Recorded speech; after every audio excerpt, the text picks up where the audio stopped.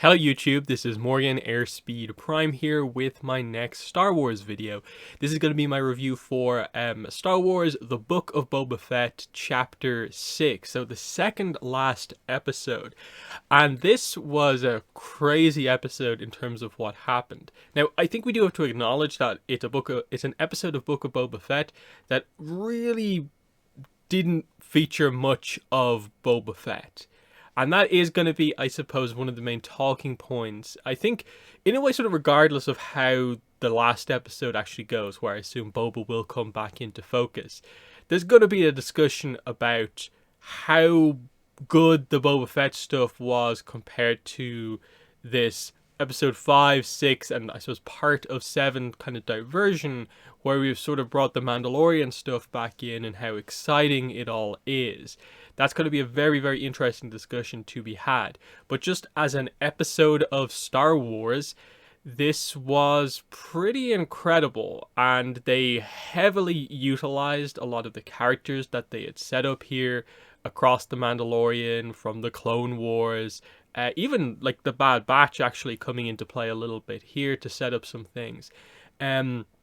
Really, really strong in that they just kept going and going, because the big talking point after last episode was that line of dialogue that the Mandalorian said of like, I will help you, Boba Fett, but first I have to go see a friend, basically. So he's going to see Grogu, and it's kind of like, okay, we have our one episode where the Mandalorian gets to be the focus, that's cool, but surely we're not actually going to see Grogu and Luke in the next episode. They'll just have that happen off screen. He'll come back. We'll have 2 episodes of action to finish off the Boba Fett plot.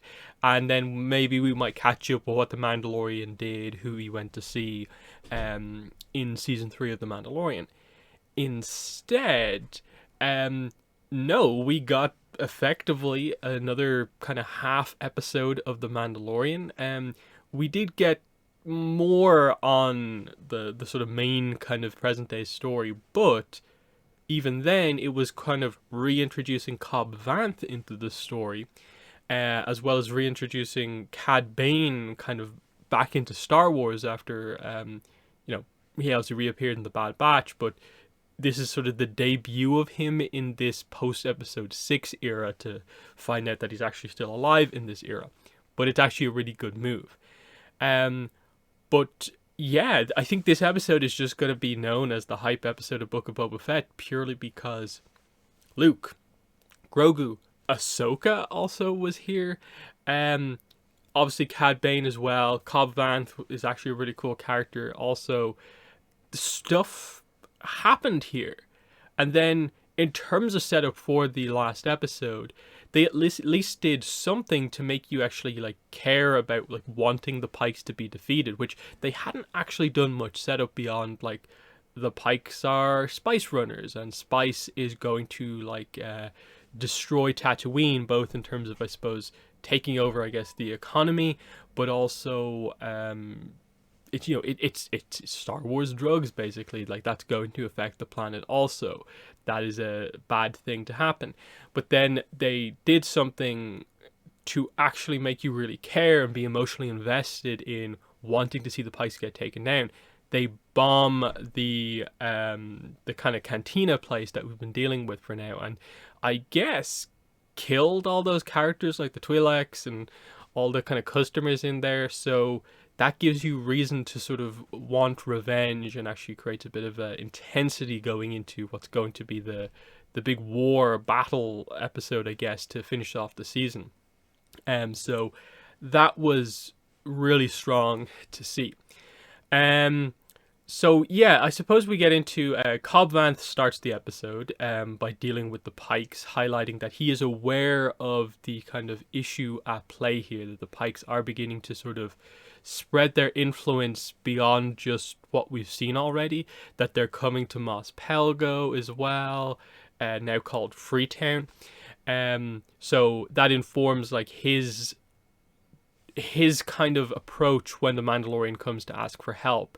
The others are like, no, it's not part of it. But then he, as the deputy, I forget his exact title, but he's been dealing with this and is actually aware of like, this is going to be a growing threat. He knows what this means. So that was nice to see. Also highlighting like, he's quick on the draw. He beat like 3 out of 4 of them to the draw. The other one didn't move. Highlighting that like, he's a good gunslinger to set up the final sort of sequence with Cad Bane later on. So that was nice to see. But then from there we cut back straight back to the Mandalorian. He goes to, I guess it's Yavin, is it? I think it's Yavin. Again, I think they probably should put up planet names just to make absolutely sure you know where you're going. And he arrives down, like, he basically goes down to, like, I suppose a beacon that's being sent out by R2-D2. R2-D2 brings him to this building that's being built. But there's no one around except droids. R2 and then these builder droids that are bringing rocks to make the, I guess, the main academy building, which is the Jedi Academy. And Mandalorian is told to just basically, you sit down here on this bench that we just made for you and wait. And it's like, okay, what are we doing here? And it's kind of like, I guess we're just going to cut away from this, and they might, right at the end of the episode, reveal something that's going on here. But no, they then cut straight over to Luke and Grogu, and they're doing training on the planet just away from that area. That was the big thing. Would they show Luke again? Would we see Grogu again before potentially Mandalorian Season 3? The answer is yes, 100%. Arguably, the Luke and Grogu stuff is the main focus of this episode, because they get the most time actually seeing Luke train Grogu here. The most amount of scenes, I think, are those two characters and just everything around that. Like, even Ahsoka, who gets introduced here, she actually speaks to the Mandalorian before he spots, I suppose, is brought to where Luke and Grogu are. Which is really cool, looking at, like, he knows her, and this creates the dynamic of, like, oh, like, Ahsoka's on the same planet that Luke is on. Are we going to get to see them interact? And that's something, like, everyone, I think, has been asking for, wondering, like, do they meet? Like, what's that like? There's a lot of questions that I suppose you think you still have coming out of the episode, but he's like, wait, why are you here? I thought you didn't want to train Grogu, but it's like, no, Master Luke is training Grogu. So that was cool. And she reveals that she's like a friend of the family, which I thought was a very kind of fun reference way to word it, that he, of course, would have no real idea about, because he doesn't know the whole dynamic of, like, she was trained by Anakin is Darth Vader, galaxy shaping events sort of thing. It doesn't know the full extent of those connections, but we do, and that's what makes some of that dialogue so interesting. But of course the Mandalorian is here to give Grogu the armor that he had made, but Ahsoka immediately brings up what ends up being sort of the theme, the dynamic of the episode, which is should you actually go to see Grogu? You're saying that, like, he's a Mandalorian foundling now, but what if he's a Padawan now? And the other thing is, are you doing this for Grogu, or are you doing this for yourself?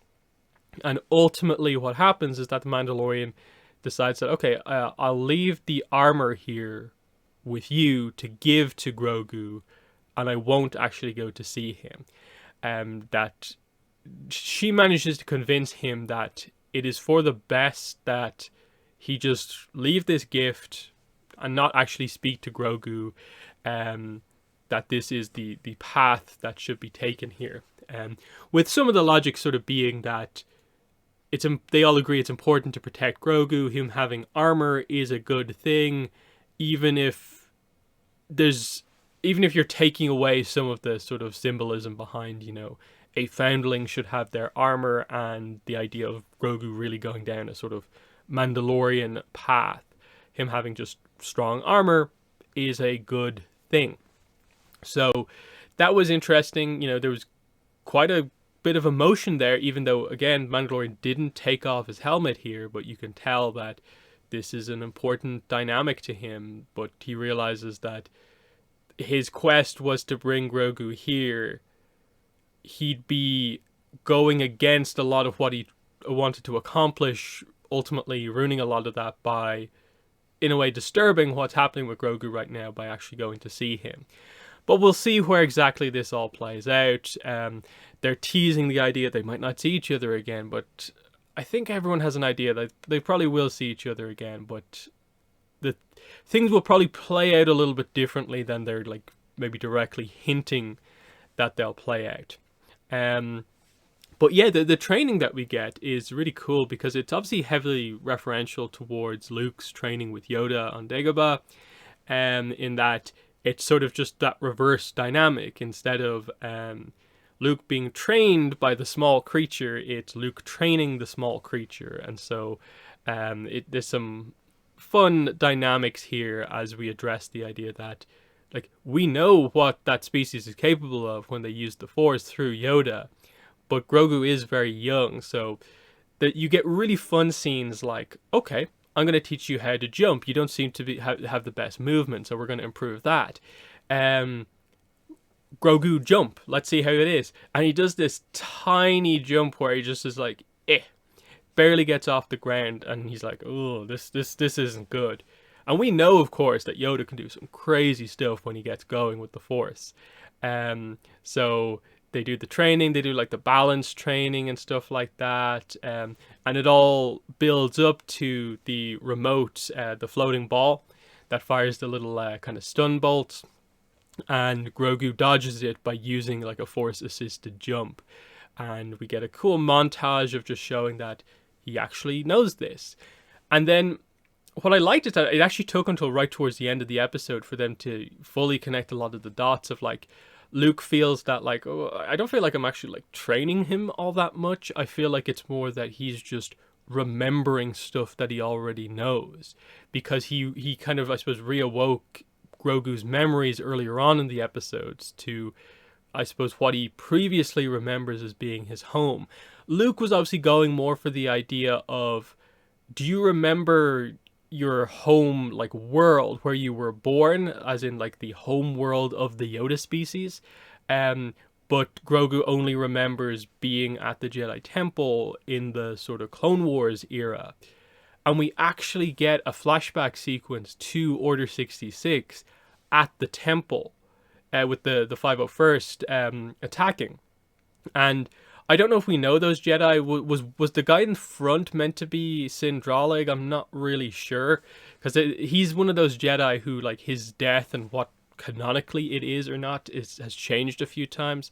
So it might have been him. I'm not really sure, but it shows that he now remembers what happened there, of Jedi being gunned down to protect him and what happened there. So, you know, remembering, you know, he has a connection to the Jedi at the very least. So that was very cool to see. And you get fun moments like he has Grogu on his back and he's doing the kind of run through the forest to sort of show him, you know, this is what I'm expecting you to do in terms of, I want you to be this agile and so on. And there was a fun scene earlier on where they were doing meditation, and then Grogu tries to levitate a frog over to eat it. But then Luke, I suppose, shows that you're not quite there yet, because you can get to the point where you can levitate all the frogs in the area if you so wish, and that kind of amazes Grogu. So it's kind of highlighting that, sure, he wants to see the Mandalorian again, but he does also like the idea of learning to be a Jedi as well. When Luke takes out his lightsaber and does a little bit of training while Grogu's doing the balance stuff, you can tell Grogu's interested in the lightsaber. So it makes that decision at the end, the very final scene, which I thought was kind of really interesting as a way to end it, that going into the finale, the cliffhanger ending is not so much, you know, the present day story Book of Boba Fett that, ooh, Cad Bane's in town, bombs have just gone off, it's on, the war is on, basically. No, it's, what will Grogu choose? Not in an episode of Mandalorian, in an episode of the Book of Boba Fett, they're bringing up the question here that they've been dealing with this whole episode of attachment, basically. The Mandalorian wanted you to have this armor, but before you take it, I want to offer you a choice. you can have the armor, or you can have this lightsaber. And he brings out Yoda's lightsaber. Really, really cool little moment there. Of course, maybe you have some questions about, wait, how did Yoda's lightsaber get here?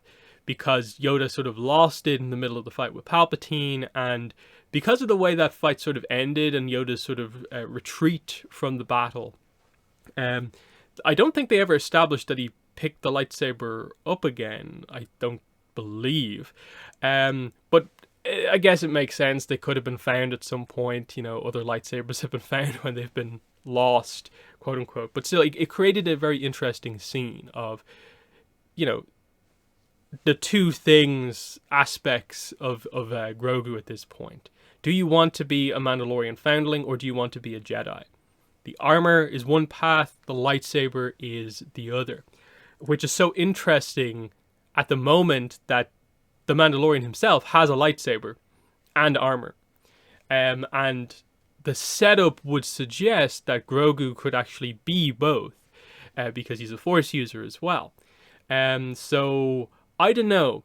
It's interesting because it makes you think very heavily about Luke and what his view on Jedi attachments is, and how much does he know about why his father fell to the dark side, and especially now that he's met Ahsoka and it shows that he has like a dynamic with her. Did she tell him anything about why Anakin fell and how it relates to attachment?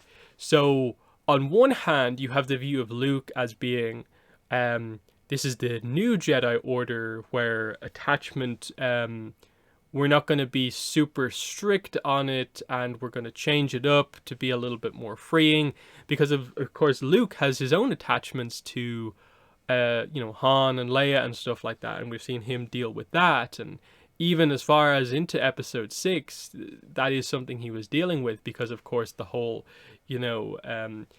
your sister bit in the middle of the fight with Vader in episode 6. So the big question here is Luke doing this to really make the point of, like he says, if you choose the armor,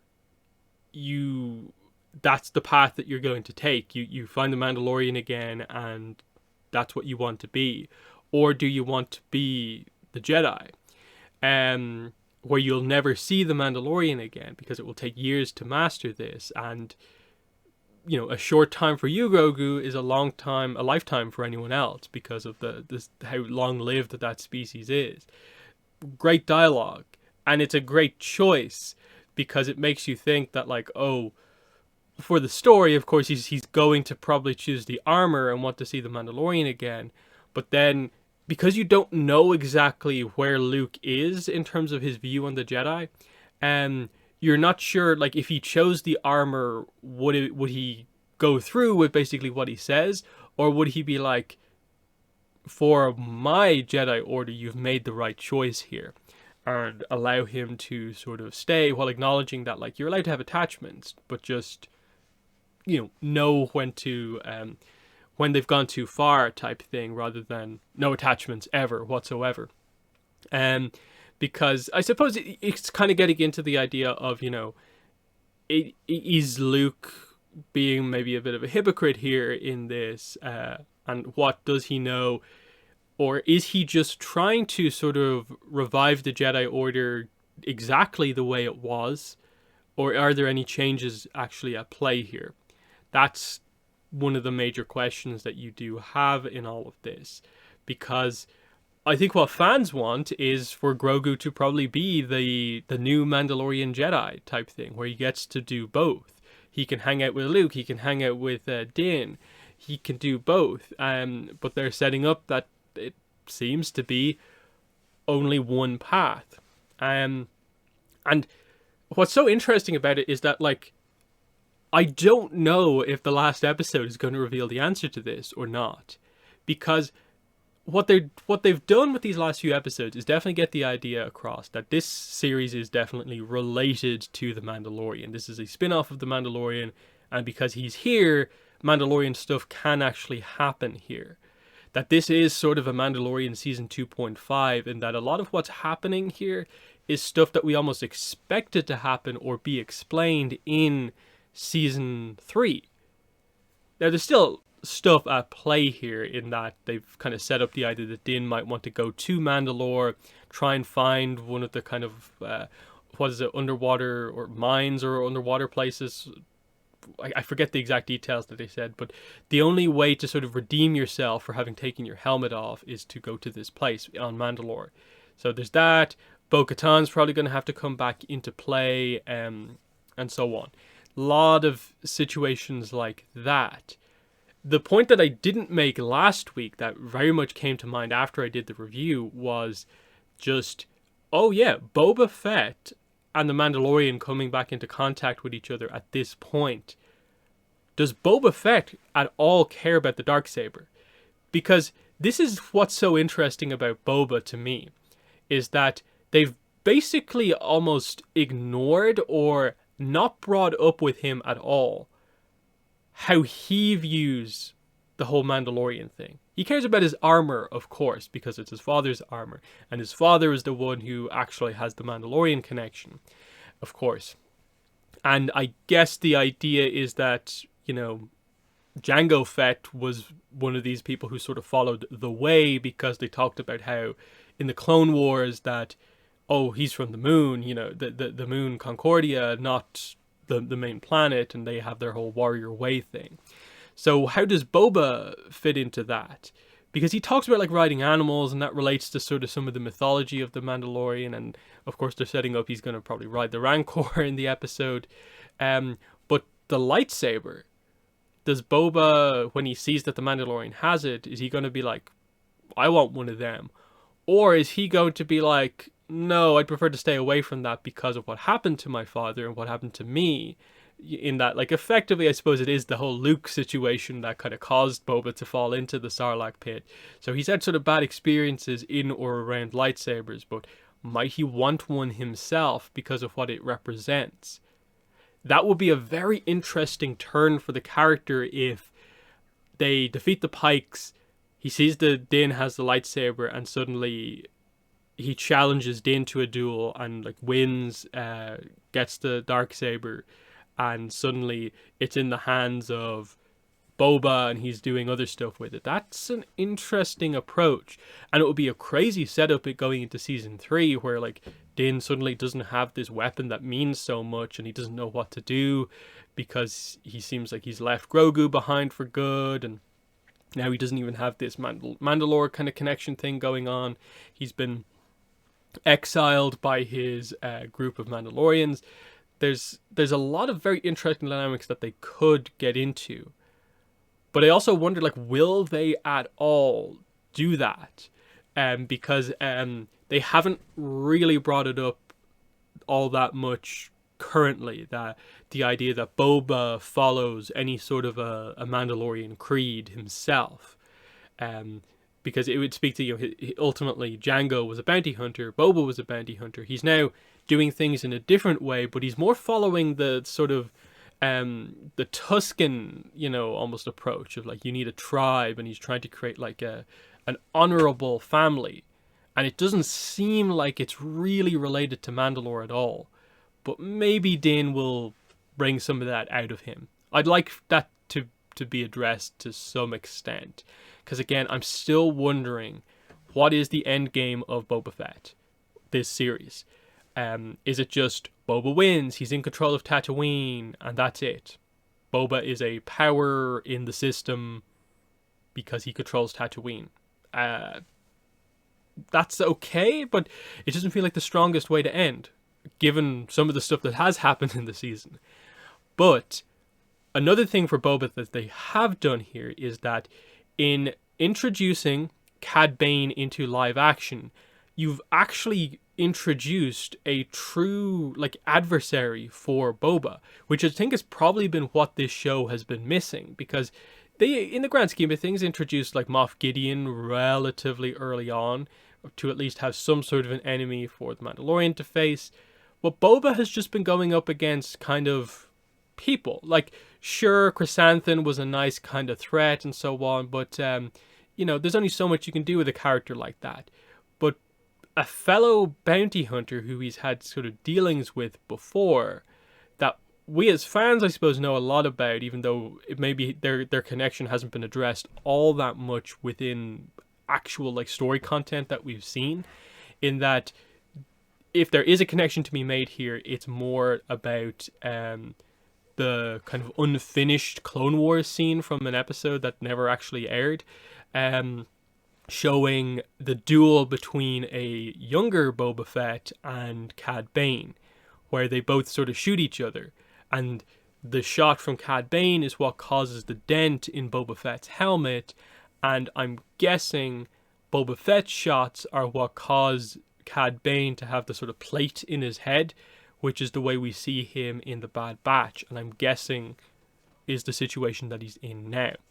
So they had that first duel where it was, I guess, they both survived, but Boba, I guess, won. And that would definitely set up the idea that these two might hate each other. Another duel or battle between these two feels like it's almost destined to happen, given that Cad Bane seems to be now the main notable character supporting the Pikes, and Boba is the leader of the opposing faction. These two are going to come into combat with each other for sure, especially now that Boba has, like, I guess, injured potentially really badly Cobb Vanth. I don't think he's dead. I think the whole reason they had the deputy there was to sort of have someone for Cad to kill, but also to highlight that Cobb, who you view as being a really good gunslinger because of the scene from the start of the episode, Cad Bane 2-on-1 killed the kind of deputy and his assistant, effectively. So Boba is going to have a hard time against this guy.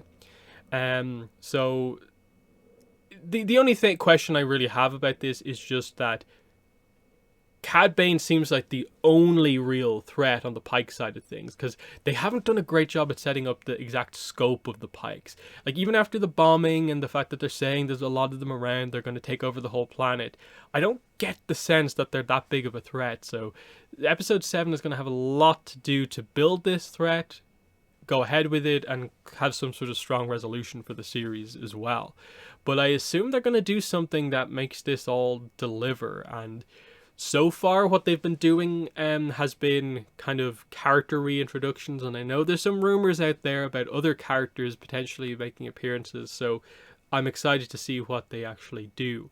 But I suppose the final thing I have to say here is that I liked Cad Bane in live action. Just hearing that voice, seeing him in the very Western-inspired town with the other Western-inspired character, just walk into town, have the Western standoff, show how skilled he is, and that he's working for the Pikes. This is what he can do, this is what he wants, and now, he also doesn't like Boba Fett. So, interesting setup here. Great to finally see him, and it's just proof that they are getting things right in the TV show by introducing into live action a lot of characters who were previously only from animation. And that's what's going to make stuff like, I suppose, in the Ahsoka show, us getting to see like Thrawn, Ezra, when those appearances happen, that's going to be just as exciting to me. Because it all feels very interconnected at this point, and that I didn't expect to see Ahsoka in this episode, so it was amazing to see that, to see her talk to Luke here, because what's so interesting is like she calls him master, and she views herself as not quite being a Jedi anymore, and so Luke technically is a master, whereas she's sort of almost unaffiliated to a degree. But they have this cool dynamic where, this is the character who Luke's father trained, so she knows Luke's father better than he does. And there's just some nice dynamic there. Like, I'd love to see some maybe flashback scenes of like Luke meeting her for the first time. That would be amazing to see. But I think that's about everything I want to talk about here. So I think this episode kind of did a bit of everything, had just the hype stuff of being partial Mandalorian episode, actually did a decent amount of setup for the finale, and just had the character cameos just keep rolling in. Just really strong start to finish. I just hope that in the final episode, where they do get back to, I suppose, the main stuff, that they can actually nail the present day ending. Because I think everyone's main comments about this show have been the main plot hasn't fully delivered. It's good, but will they get it over the line? That's my big thing. But they're my thoughts on the episode in the comments. Let me know what your thoughts are. But that has been the video. Thanks for watching, and bye.